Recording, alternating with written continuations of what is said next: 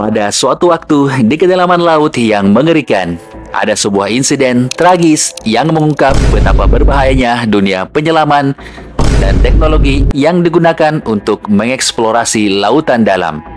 Di sebuah rig pengeboran minyak di Laut Utara Norwegia, tekanan udara yang sangat tinggi sebesar 9 atmosfer menjadi penyebab kematian tragis bagi 4 orang penyelam.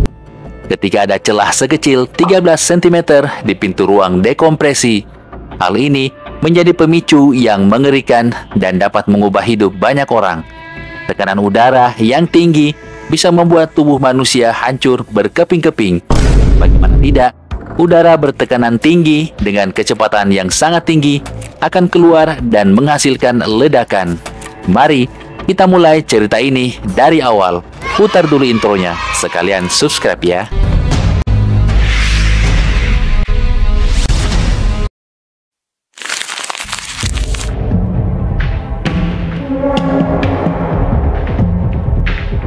Rig pengeboran minyak ini bernama Byford Dolphin, beroperasi sejak 1974 hingga 2019. Rig ini adalah rig tipe mengapung dan ditopang oleh ballasting tank di bawahnya. Rig ini dirancang untuk mengebor minyak dari dasar laut yang sangat dalam, dan untuk itu dilengkapi dengan fasilitas penyelaman laut dalam. Salah satu fasilitas utama di rig ini adalah ruang dekompresi atau Pak Burhan menyebutnya hyperbaric chamber.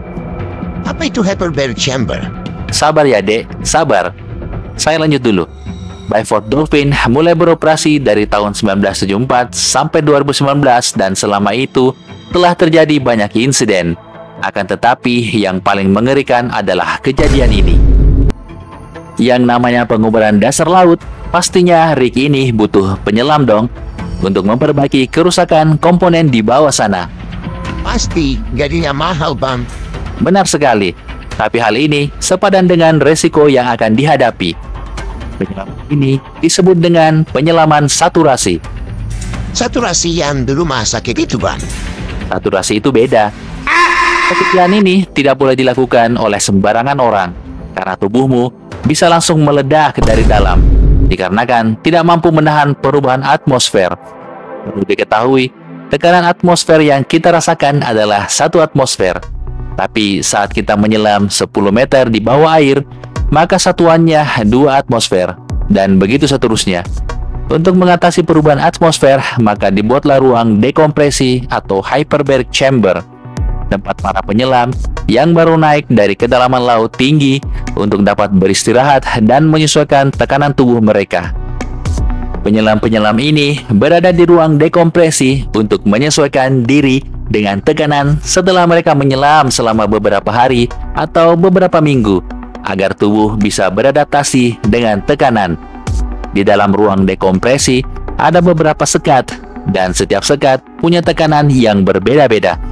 Akan tetapi, perlu diketahui bahwa di dalam ruang dekompresi ini diperlukan kehati-hatian tingkat tinggi, karena kesalahan kecil saja bisa membuatmu terbunuh seketika. Saat itu, 4 orang penyelam sedang bertugas di kedalaman sekitar 90 meter. Mereka adalah Edwin Coward, Roy Lucas, John Bergensen, dan Truls. Setelah menyelesaikan tugas mereka diangkat kembali ke permukaan dan dipindahkan ke ruang dekompresi untuk beristirahat. Saat itu, Edwin dan Roy lagi beristirahat di ruangan chamber sambil menunggu giliran tugas. Bergensen dan Truls yang sudah bertugas diangkat kembali dari diving bell menuju ruang dekompresi. Kenapa dipindahkan, Bang? Ya supaya mereka bisa beristirahat lah. Masa harus di ruangan diving bell selamanya? Para penyelam ini kan harus mendapatkan tekanan yang sesuai dan tidak boleh mendapatkan tekanan selain 9 atmosfer. Nah, di antara ruang diving bell dan chamber dekompresi ada persambungan ruang yang berfungsi untuk mengatur tekanan. Apa kegunaannya? Ya, untuk mengatur tekanan, goblok. Pernah tidak sih kamu menonton film SpongeBob di situ? Ada rumahnya Sandy yang dipenuhi udara. Di bagian pintu masuk, ada ruangan yang terdapat 2 pintu untuk menguras air. Jika airnya sudah terkuras, maka pintu satunya baru bisa dibuka. Jadi, dua pintu ini tidak boleh terbuka secara bersamaan. Terlihat sederhana, tapi sangat vital fungsinya. Ya, mungkin seperti itulah fungsi persambungan dua ruangan ini. Tidak boleh ada celah sedikit pun. Namun, disinilah kesalahan fatal terjadi. Di antara ruang dekompresi dan diving bell yang mengangkut mereka, ada sebuah sambungan yang mengatur tekanan udara, sama seperti rumah Sandy di SpongeBob yang dilindungi oleh dua pintu agar udara laut tidak masuk. Sambungan ini harus rapat dan tanpa celah. Namun, ada masalah.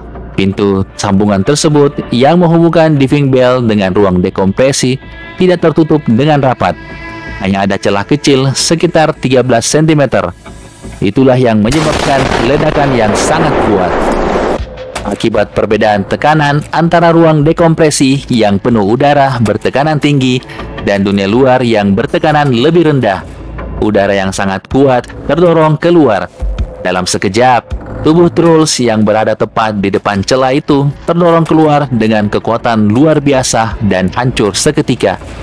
Bayangkan, tubuh manusia yang besar terpaksa melewati celah sempit hanya dalam hitungan detik. Sebuah kematian yang sangat tragis. Sedangkan Edwin dan Roy yang sedang beristirahat tewas seketika karena mengalami kehancuran organ tubuh dari dalam. Ya, apa bisa hancur? Ya, karena perubahan tekanan dari 9 atmosfer menjadi 1 atmosfer. Keempat penyelam yang ada di dalam ruang itu tewas dalam sekejap. Seandainya pintu penyekat dalam ruangan itu tertutup rapat, bisa dipastikan penyelam yang sedang beristirahat masih hidup. Meski William dan Martin yang bertugas memeriksa sambungan sempat selamat meski terluka parah, efek dari ledakan tersebut sangat luar biasa mengempaskan tubuh mereka.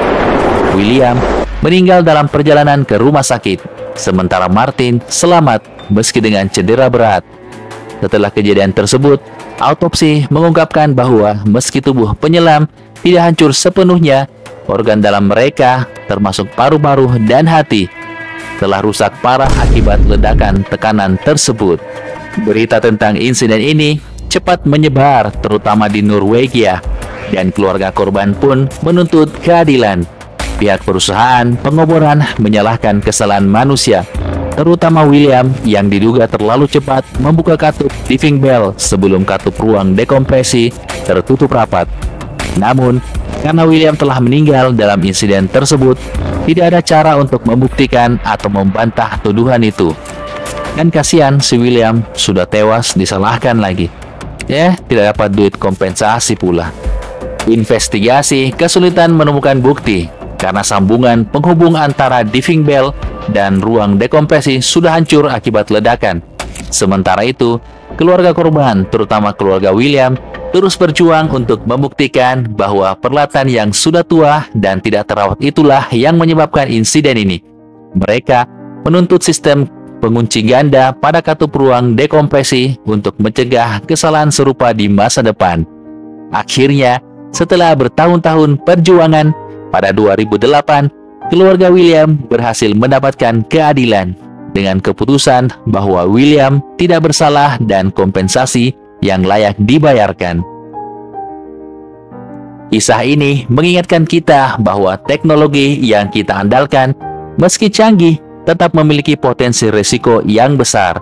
Sebuah kesalahan kecil, seperti pintu yang tidak tertutup rapat, dapat berakibat fatal.